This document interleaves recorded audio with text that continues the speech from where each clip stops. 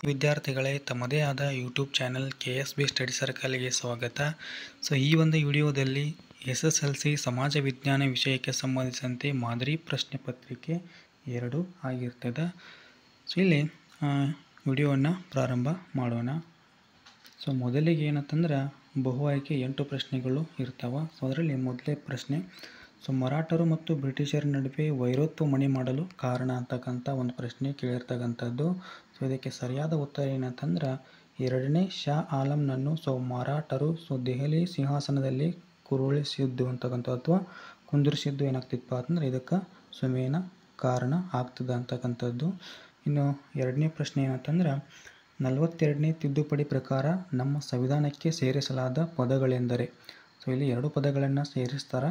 ಅವೆರಡು ಪದಗಳು ಯಾವಪ್ಪ ಅಂತಂದ್ರೆ ಜಾತ್ಯತೀತತೆ ಮತ್ತು ಸಮಾಜವಾದ ಅಂತಕ್ಕಂಥ 2 ಪದಗಳನ್ನ ಏನು ಮಾಡ್ತಾರೆ ಅಂತಂದರೆ ಇಲ್ಲಿ ಸೇರಿಸ್ತಾರೆ ಅಂತಕ್ಕಂಥದ್ದು. ಇನ್ನು ಮೂರನೇ ಪ್ರಶ್ನೆ ಏನಂತಂದ್ರೆ, ಉಪ ಪ್ರಾದೇಶಿಕವಾದವನ್ನು ನಿವಾರಿಸಲು ಕರ್ನಾಟಕ ಸರ್ಕಾರ ನೇಮಿಸಿದ ಸಮಿತಿ ಯಾವುದು ಅಂತಕ್ಕಂಥ ಒಂದು ಪ್ರಶ್ನೆ ಇರ್ತಕ್ಕಂಥದ್ದು. ಇದು ಸಮಿತಿ ಯಾವುದಂತಂದ್ರೆ ಡಾಕ್ಟರ್ DM ನಂಜುಂಡಪ್ಪ ಸಮಿತಿ ಅಂತಕ್ಕಂಥದ್ದು. ಇಲ್ಲಿ ಸರಿಯಾದ ಉತ್ತರ ಆಗ್ತದೆ. ಇನ್ನು 4ನೇ ಪ್ರಶ್ನೆ ಏನಂತಂದ್ರೆ, ಅಸ್ಪೃಶ್ಯತೆ ಹಿಂದೂ ಸಮಾಜಕ್ಕೆ ಹತ್ತಿದ ಕಳಂಕ ಎಂದವರು. ಇದನ್ನು ಯಾರು ಹೇಳ್ತಾರೆ ಅಂತಂದ್ರೆ ನಮ್ಮ ಗಾಂಧೀಜಿಯವರು ಏನು ಮಾಡ್ತಾರೆ ಅಂತಂದರೆ ಈ ರೀತಿಯಾಗಿ ಹೇಳ್ತಾರೆ ಅಂತಕ್ಕಂಥದ್ದು. ಇನ್ನು 5ನೇ ಪ್ರಶ್ನೆ ಏನಂತಂದ್ರೆ, ಚಿಪ್ಕೋ ಚಳವಳಿ ನಡೆದ ರಾಜ್ಯ. ಇದು ಯಾವ ರಾಜ್ಯ ಅಂತಂದ್ರೆ ಉತ್ತರಾಖಂಡ ರಾಜ್ಯ ಅಂತಕ್ಕಂಥದ್ದು. ಅದೇ ರೀತಿ 6ನೇ ಪ್ರಶ್ನೆ, ಕೆಳಗಿನವುಗಳಲ್ಲಿ ಸರಿಯಾಗಿ ಹೊಂದಾಣಿಕೆಯಾಗಿರುವುದು. ಯಾವುದು ಸರಿಯಾಗಿ ಹೊಂದಾಣಿಕೆಯಾಗಿದೆ ಅಂತಂದ್ರೆ ಆಪ್ಷನ್ ಡಿ ಕಾಫಿ ತುಂತುರು ಬೇಸಿಗೆ ಕಾಲದ ಮಳೆ ಅಂತಕ್ಕಂಥದ್ದು.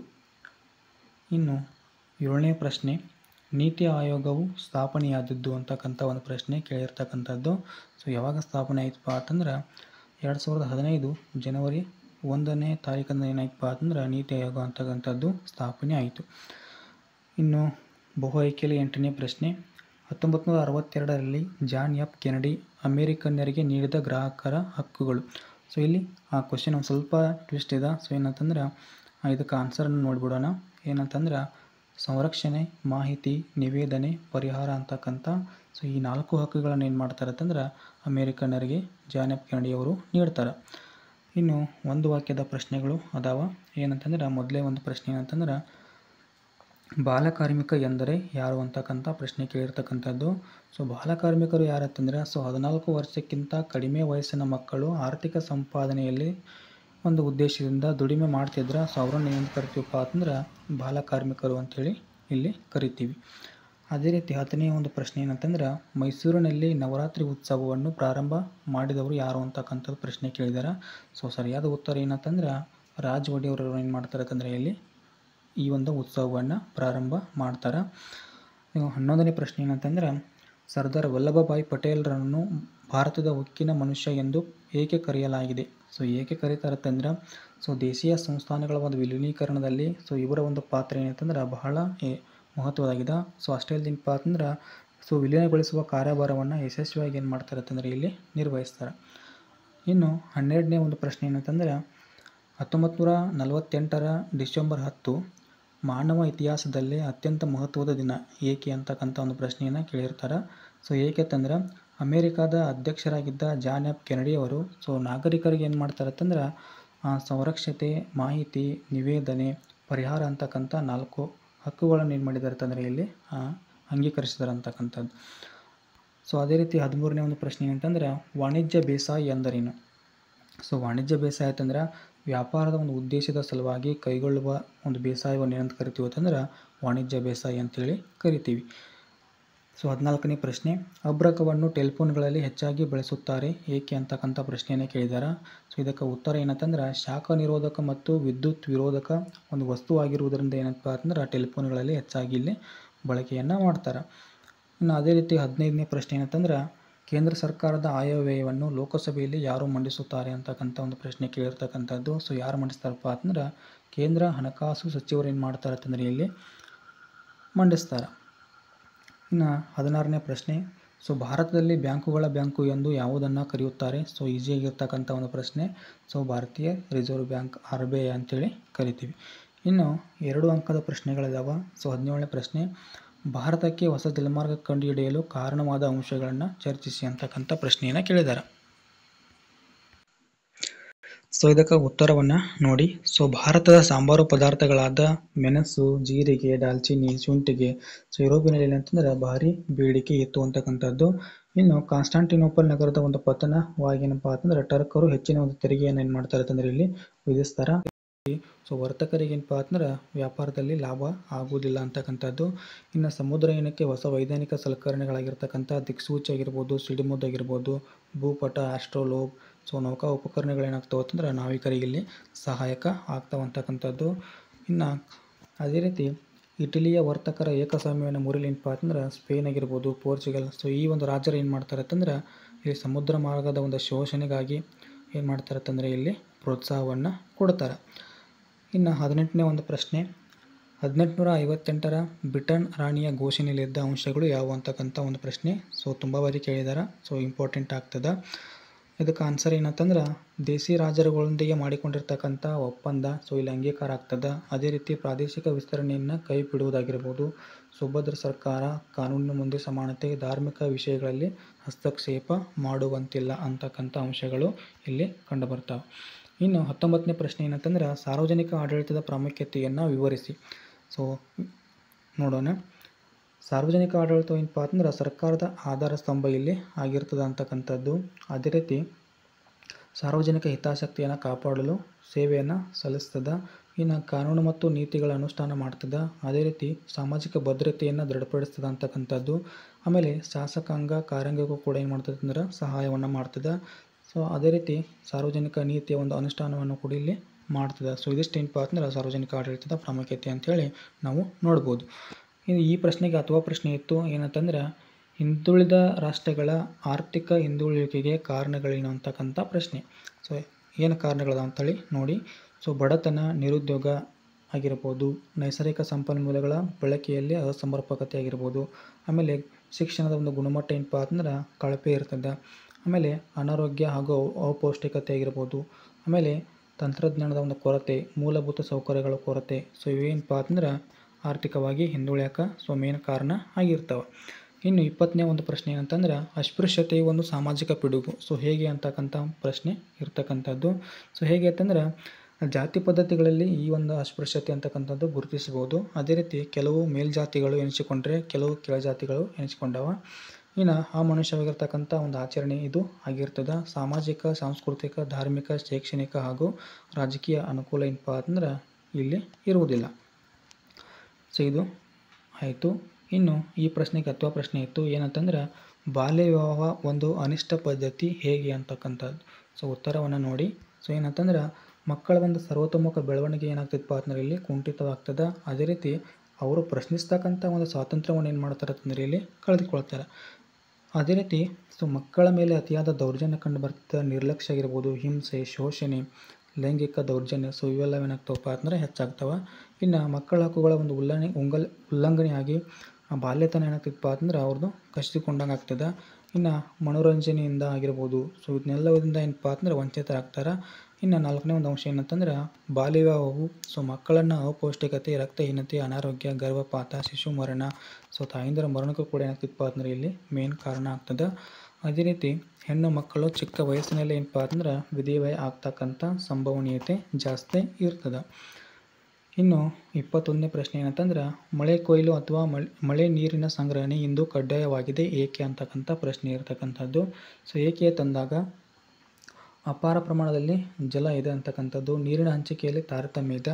ಸೊ ಮಳೆಗಾಲದ ಒಂದು ಅವಧಿ ಏನಪ್ಪ ಅಂತಂದ್ರೆ ಕಡಿಮೆ ಇರ್ತದೆ. ಆಮೇಲೆ ಹೆಚ್ಚು ಮಳೆ ಬೀಳುವ ಪ್ರದೇಶಗಳು ಸೊ ಮಳೆ ರಹಿತ ಪ್ರದೇಶಗಳಾಗ್ತಾ ಇದ್ದಾವೆ ಅಂತಕ್ಕಂಥದ್ದು. ಸೊ ಬೇಸಿಗೆಯಲ್ಲಿ ನೀರಿನ ಒಂದು ಕೊರತೆ ಇರುವುದರಿಂದ ಸೊ ಮಳೆ ನೀರಿನ ಒಂದು ಸಂಗ್ರಹಣೆ ತುಂಬ ಅವಶ್ಯಕ ಆಗಿರ್ತದೆ. ಇನ್ನು 22ನೇ ಪ್ರಶ್ನೆ ಏನಂತಂದ್ರೆ ಕಡಲ ಕೊರೆತವನ್ನು ತಡೆಗಟ್ಟಲು ಕೈಗೊಳ್ಳಬಹುದಾದ ಕ್ರಮಗಳನ್ನು ವಿವರಿಸಿ. ಸೊ ಇಲ್ಲಿ ಅಂಶಗಳನ್ನು ನೀಡಿದ್ದೀನಿ ನೋಡ್ರಿ. ಏನಂತಂದ್ರೆ ತೀರ ಪ್ರದೇಶದಲ್ಲಿ ಮರಳು ತೆಗೆಯುವುದರ ಏನು ಮಾಡೋದಪ್ಪ ಅಂತಂದ್ರೆ ನಿಷೇಧವನ್ನು ಮಾಡುವುದು. ಇನ್ನು ತಡೆಗೋಡೆಯನ್ನು ಏನು ಮಾಡೋದಪ್ಪ ಅಂತಂದ್ರೆ ನಿರ್ಮಿಸೋದಾಗಿರ್ಬೋದು. ತೀರದುದ್ದಕ್ಕೂ ದಪ್ಪ ಬಂಡೆಗಳ ಒಂದು ರಾಶಿಯನ್ನು ಏನು ಮಾಡೋದಪ್ಪ ಅಂದ್ರೆ ಹಾಕುವುದು. ಅದೇ ರೀತಿ ಮ್ಯಾಂಗ್ರೋವ್ ಅರಣ್ಯಗಳನ್ನು ಬೆಳೆಸುವುದು ಅಂತಕ್ಕಂಥದ್ದು. ಸೊ ಇವಿಷ್ಟು ಏನಪ್ಪ ಅಂತಂದ್ರೆ ಇಲ್ಲಿ ಅಂಶಗಳನ್ನ ಬರೀಬೋದು. ಇನ್ನು ಕೃಷಿ ವಲಯವು ಎದುರಿಸುತ್ತಿರುವ ಸಮಸ್ಯೆಗಳ ಒಂದು ಪರಿಹಾರಗಳೇನು ಅಂತಕ್ಕಂಥ ಪ್ರಶ್ನೆ. ಸೊ ಏನಂತಂದ್ರೆ ಸಾವಯವ ಕೃಷಿ ವಿಧಾನವನ್ನು ಬಳಕೆ ಮಾಡೋದು ಆಗಿರ್ಬೋದು, ಆಮೇಲೆ ಜೈವಿಕ ಗೊಬ್ಬರ ಬಳಕೆ, ಜೈವಿಕ ಕ್ರಿಮಿನಾಶಕಗಳ ಬಳಕೆ, ಪರಿಸರ ಸ್ನೇಹಿ ತಂತ್ರಗಳಾಗಿರ್ಬೋದು, ಶೂನ್ಯ ಬಂಡವಾಳ ಕೃಷಿ, ಸುಸ್ಥಿರ ಕೃಷಿ ವಿಧಾನ. ಸೊ ಇಷ್ಟು ಪಾಯಿಂಟ್ಗಳೇನಪ್ಪ ಅಂತಂದ್ರೆ ಇಲ್ಲಿ ಬರೀಬೋದು. ಇನ್ನು 24ನೇ ಒಂದು ಪ್ರಶ್ನೆ ಏನಂತಂದ್ರೆ ಗ್ರಾಹಕ ಸಂರಕ್ಷಣಾ ಕಾಯ್ದೆಯು ಗ್ರಾಹಕರ ಹಿತಾಸಕ್ತಿಗಳನ್ನು ಕಾಪಾಡಲು ನೀಡಿರುವ ಯಾವುದಾದ್ರೂ 4 ಹಕ್ಕುಗಳನ್ನು ತಿಳಿಸಿ. ಸೊ ಹಕ್ಕುಗಳನ್ನು ನೀಡಿದ್ದೀನಿ ನೋಡ್ರಿ. ಸೊ ಮಾಹಿತಿ ಪಡೆಯುವ ಹಕ್ಕು ಅಂತಕ್ಕಂಥದ್ದು, ವಸ್ತುಗಳ ಆಯ್ಕೆ ಹಕ್ಕು, ವಸ್ತುಗಳ ಬಗ್ಗೆ ಆಲಿಸುವ ಹಕ್ಕು, ಶೋಷಣೆ ವಿರುದ್ಧ ಹಕ್ಕು. ಸೊ ಎಲ್ಲವೂ ಏನಪ್ಪ ಅಂತಂದ್ರೆ ಇಲ್ಲಿ ಗ್ರಾಹಕರ ಹಿತಾಸಕ್ತಿಗಳನ್ನು ಕಾಪಾಡಲಿಕ್ಕೆ ಇರ್ತಕ್ಕಂಥ ಹಕ್ಕುಗಳು. ಇನ್ನು 3 ಅಂಕದ ಪ್ರಶ್ನೆಗಳು ಇರ್ತಾವ. ಸೊ 25ನೇ ಪ್ರಶ್ನೆ ಏನಂತಂದ್ರೆ ಸಹಾಯಕ ಸೈನ್ಯ ಪದ್ಧತಿಯ ನಿಬಂಧನೆಗಳು ಯಾವುವು ಅಂತಕ್ಕಂಥದ್ದು.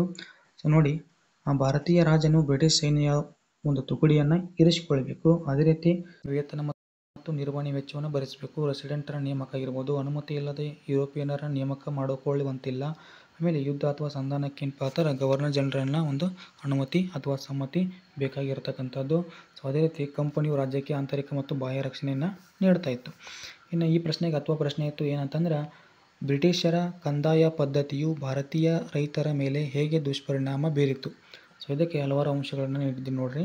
ಏನಂತಂದ್ರೆ ಹೊಸ ಜಮೀನ್ದಾರಿ ವರ್ಗ ಸೃಷ್ಟಿ ಆಗ್ತದೆ, ರೈತರು ಸಂಕಷ್ಟಕ್ಕೆ ಒಳಗಾಗ್ತಾರೆ, ರೈತರು ನಿರ್ಗತಿಕರಾಗ್ತಾರೆ, ಭೂಮಿ ಮಾರಾಟದ ವಸ್ತು ಆಯಿತು, ಭೂಮಿಯ ಪರಬಾರೆ ಮಾಡಿ ಸಾಲವನ್ನು ಪಡೆದುಕೊಳ್ಳೋಕೆ ಒಂದು ಕಾಲ ಪ್ರಾರಂಭವಾಯಿತು. ಅದೇ ರೀತಿ ಜಮೀನನ್ನು ಏನಪ್ಪ ಅಂತಂದ್ರೆ ಪರಬಾರೆ ಮಾಡಿದರಂತಕ್ಕಂಥದ್ದು. ಅದೇ ರೀತಿ ಕೃಷಿ ಏನೈತಪ್ಪ ಅಂತಂದ್ರೆ ವಾಣಿಜ್ಯೀಕರಣಗೊಂಡಿತ್ತು. ಸೊ ಇಷ್ಟು ಅಂಶಗಳನ್ನ ಬರೀಬೋದು. ಇನ್ನು 26ನೇ ಪ್ರಶ್ನೆ ಏನಂತಂದ್ರೆ 4ನೇ ಆಂಗ್ಲೋ ಮೈಸೂರು ಯುದ್ಧಕ್ಕೆ ಕಾರಣ ಮತ್ತು ಪರಿಣಾಮಗಳನ್ನು ತಿಳಿಸಿ. ನೋಡಿ, ಕಾರಣಗಳು: ಟಿಪ್ಪು ಭಾರತೀಯರ ಒಕ್ಕೂಟವನ್ನು ಸೇರಲು ಏನು ಮಾಡ್ತಾನೆ ಅಂತಂದ್ರೆ ಒಕ್ಕೂಟ ರಚಿಸಲು ಪ್ರಯತ್ನವನ್ನು ಮಾಡ್ತಾನೆ ಅಂತಕ್ಕಂಥದ್ದು. ಫ್ರೆಂಚರ ಸಹಕಾರ ಪಡೆದುಕೊಳ್ತಾನೆ. ಸೊ ಬ್ರಿಟಿಷರೊಡನೆ ಹೊಸ ಷರತ್ತುಗಳನ್ನು ಏನು ಮಾಡ್ತಾನೆ ಅಂತಂದ್ರೆ ಇಲ್ಲಿ ನಿರಾಕರಿಸ್ತಾನೆ ಅಂತಕ್ಕಂಥದ್ದು. ಸಹಾಯಕ ಸೈನ್ಯ ಪದ್ಧತಿ ಒಂದು ಏನು ಮಾಡ್ತಾನೆ ಅಂತಂದ್ರೆ ನಿರಾಕರಿಸ್ತಾನೆ ಅಂತಕ್ಕಂಥದ್ದು. ಇವೇನಪ್ಪ ಅಂತಂದ್ರೆ ಕಾರಣಗಳಾದರೆ. ಇನ್ನು ಪರಿಣಾಮಗಳೇನಂತಂದಾಗ ಟಿಪ್ಪು ಏನಪ್ಪ ಅಂತಂದ್ರೆ 1799ರಲ್ಲಿ ಏನಾಗ್ತಾನೆ ಅಂತಂದರೆ ಇಲ್ಲಿ ಹತನಾಗ್ತಾನೆ. ಅದೇ ರೀತಿ ಬ್ರಿಟಿಷರಿಗೆ ಇಡೀ ಭಾರತವೇ ತಮ್ಮ ಕೈವಶವಾದ ಸಂತೋಷವಾಗ್ತದೆ. ಆಮೇಲೆ ಪ್ರದೇಶವನ್ನು ಬ್ರಿಟಿಷರು ಏನು ಮಾಡ್ತಾರೆ ಅಂತಂದ್ರೆ ಮರಾಠರು ನಿಜಾಮರು ಏನು ಮಾಡ್ತಾರೆ ಅಂತಂದರೆ ಇಲ್ಲಿ ವಶಪಡಿಸ್ಕೊಳ್ತಾರೆ. ಸೊ ಅದೇ ರೀತಿ ಏನಂತಂದ್ರೆ ಒಂದು ಸಣ್ಣ ಭೌಗೋಳಿಕ ಪ್ರದೇಶವು ಏನಪ್ಪ ಅಂತಂದ್ರೆ ಮೈಸೂರು ಒಡೆಯರ ಒಂದು ರಾಜವಂಶದ ಪ್ರತಿನಿಧಿಗೆ ಏನು ಮಾಡ್ತಾರೆ ಅಂತಂದರೆ ಇಲ್ಲಿ ನೀಡ್ತಾರೆ. 27ನೇ ಪ್ರಶ್ನೆ ಏನಂತಂದ್ರೆ ಮುಸ್ಸೋಲಿನಿಯ ಫ್ಯಾಸಿಸ್ಟ್ ವಾದವು ಅತ್ಯಂತ ಕ್ರೂರವಾಗಿತ್ತು, ಸಮರ್ಥಿಸಿ. ಸೊ ಇಲ್ಲಿ ಏನಂತ ಕೇಳ್ಯಾರಂತಂದ್ರೆ ಫ್ಯಾಸಿಸ್ಟ್ ವಾದದ ಲಕ್ಷಣಗಳನ್ನು ಇಲ್ಲಿ ಬರೀಬೇಕು. ಸೊ ಉಗ್ರ ರಾಷ್ಟ್ರೀಯವಾದ ಆಗಿರ್ಬೋದು, ಪರಕೀಯ ಒಂದು ಶಕ್ತಿಗಳ ನಾಶ ಆಗಿರ್ಬೋದು, ಹಿಂಸೆಯ ವೈಭವೀಕರಣ ಆಗಿರ್ಬೋದು, ಜನಾಂಗೀಯ ಶ್ರೇಷ್ಠತೆ, ಸಾಮ್ರಾಜ್ಯವಾದದ ವಿಸ್ತರಣೆ, ನರಮೇಧಗಳಿಗೆ ಬೆಂಬಲ. ಸೊ ಇಷ್ಟು ಅಂಶಗಳನ್ನು ನೀವಿಲ್ಲಿ ಬರೀಬಹುದು. ಇನ್ನು ವಿದೇಶಾಂಗ ನೀತಿಯ ಮೂಲ ತತ್ವಗಳು ಯಾವ ಅಂತಕ್ಕಂಥ ಪ್ರಶ್ನೆಯನ್ನು ಇರ್ತಕ್ಕಂಥದ್ದು. ಸೊ ಇಲ್ಲಿ ನೋಡ್ರಿ, ಸೊ ವಸಾಹತು ಸಾಹಿತ್ಯಕ್ಕೆ ವಿರೋಧ ಆಗಿರ್ಬೋದು, ಸಾಮ್ರಾಜ್ಯ ಸಾಹಿತ್ಯಕ್ಕೆ ವಿರೋಧ, ವರ್ಣಭೇದ ನೀತಿಗೆ ವಿರೋಧ, ಅಲಿಪ್ತ ನೀತಿ ಆಗಿರ್ಬೋದು, ಆಮೇಲೆ ನಿಶಸ್ತ್ರೀಕರಣಕ್ಕೆ ಬೆಂಬಲ, ಆಮೇಲೆ ವಿಶ್ವಸಂಸ್ಥೆ ಮತ್ತು ವಿಶ್ವಶಾಂತಿಗೆ ಬೆಂಬಲ ಅಂತಕ್ಕಂಥ ಮೂಲ ತತ್ವಗಳನ್ನು ಇಲ್ಲಿ ಒಳಗೊಂಡಿರ್ತಕ್ಕಂಥದ್ದು. ಇನ್ನು 29ನೇ ಪ್ರಶ್ನೆ ಏನಂತಂದ್ರೆ ನಿರುದ್ಯೋಗಕ್ಕೆ ಕಾರಣಗಳೇನು ವಿವರಿಸಿ. ಸೊ ಸಿಂಪಲ್ ಆಗಿರ್ತಕ್ಕಂಥ ಅಂಶಗಳಿದಾವೆ. ಏನಂತಂದ್ರೆ ಅತಿಯಾದ ಜನಸಂಖ್ಯೆ, ಯಾಂತ್ರೀಕರಣ, ಅತಿಯಾದ ಶ್ರಮ ವಿಭಜನೆ, ಸಾಮಾಜಿಕ ಅಸಮಾನತೆ ಆಗಿರ್ಬೋದು. ಸೊ ಅದೇ ರೀತಿ ಬಂಡವಾಳದ ಒಂದು ಕೊರತೆ ಆಗಿರ್ಬೋದು, ಅನಕ್ಷರತೆ. ಸೊ ಇಂಥ ಅಂಶಗಳನ್ನು ಇಲ್ಲಿ ನೀವು ನಿರುದ್ಯೋಗಕ್ಕೆ ಕಾರಣಗಳಂತೇಳಿ ಬರೀಬೋದು. ಇನ್ನು ಮಣ್ಣಿನ ಸವೆತಕ್ಕೆ ಕಾರಣಗಳೇನು. ಸೊ ಇದು ಕೂಡ ಏನಪ್ಪ ಅಂತಂದ್ರೆ ಈಸಿಯಾಗಿರ್ತಕ್ಕಂಥ ಪ್ರಶ್ನೆ. ಏನಂತಂದ್ರೆ ಅರಣ್ಯಗಳ ನಾಶ ಆಗಿರ್ಬೋದು, ಹೆಚ್ಚು ಮೇಯಿಸುವುದು, ಅವೈಜ್ಞಾನಿಕ ಬೇಸಾಯ, ಅಧಿಕ ನೀರಾವರಿ ಬಳಕೆ, ಆಮೇಲೆ ಗಣಿಗಾರಿಕೆ, ಪ್ರವಾಹ. ಸೊ ಈ ಒಂದು ಅಂಶಗಳನ್ನು ಇಲ್ಲಿ ಬರೀಬಹುದು. ಈ ಪ್ರಶ್ನೆಗೆ ಅಥವಾ ಪ್ರಶ್ನೆ ಇತ್ತು ಏನಂತಂದ್ರೆ ನಿತ್ಯ ಹರಿದ್ವರ್ಣ ಅರಣ್ಯಗಳು ಮತ್ತು ಎಲೆ ಉದುರಿಸುವ ಮಾನ್ಸೂನ್ ಅರಣ್ಯಗಳ ನಡುವಿನ ವ್ಯತ್ಯಾಸ. ಸೊ ಇಲ್ಲಿ ವ್ಯತ್ಯಾಸವನ್ನು ಕೊಟ್ಟಿದ್ದೀನಿ. ಸೊ ಇಲ್ಲಿ ನೀವೇ ಅದನ್ನು ಸ್ಕ್ರೀನ್ಶಾಟ್ ತೆಗೆದುಕೊಳ್ಳಿ.